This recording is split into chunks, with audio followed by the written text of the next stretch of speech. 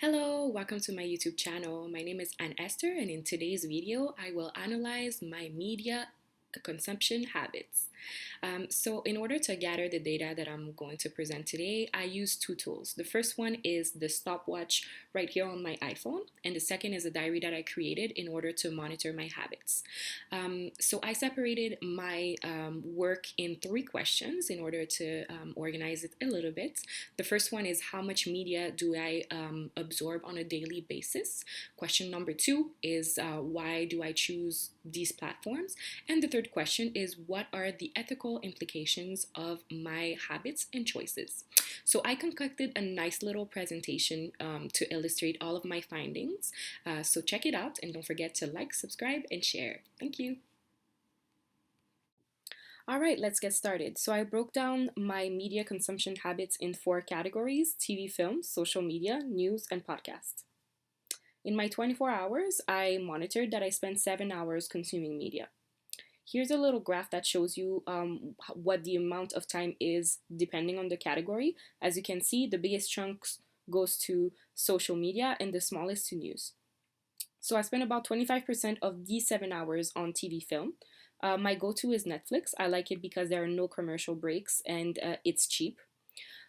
My alternative is illegal websites like One Channel and Watch Series when what I'm looking for is not on Netflix.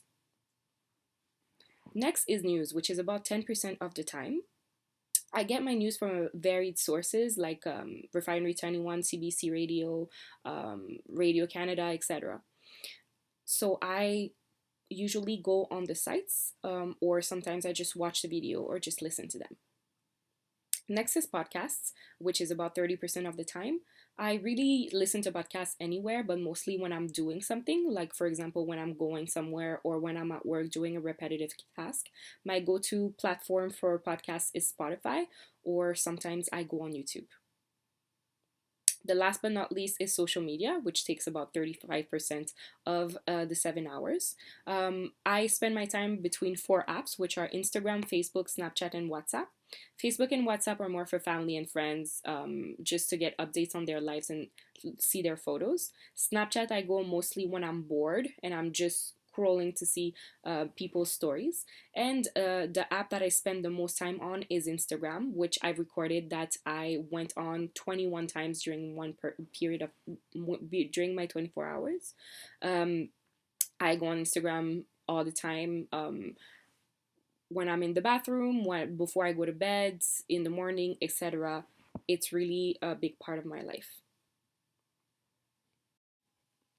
Hello again. Thank you very much for watching my presentation. I'd like to take a quick second to talk about the ethical implications of my habits and choices. The first and the most obvious, I think, it's when it comes to the illegal movies. On an ethical point of view, I think it's wrong that I download movies from the illegal websites simply because it's like stealing products from the TV and movie industry. Also, from what I've noticed on Instagram, a lot of women have had cosmetic surgery and are promoting a lifestyle that doesn't really exist. So I feel like that could have an influence on people and their body image because we are human beings and we always compare ourselves to what we see.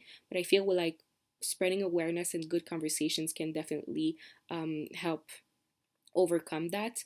Altogether, if it's just a source of entertainment, I don't think that there's a problem with it.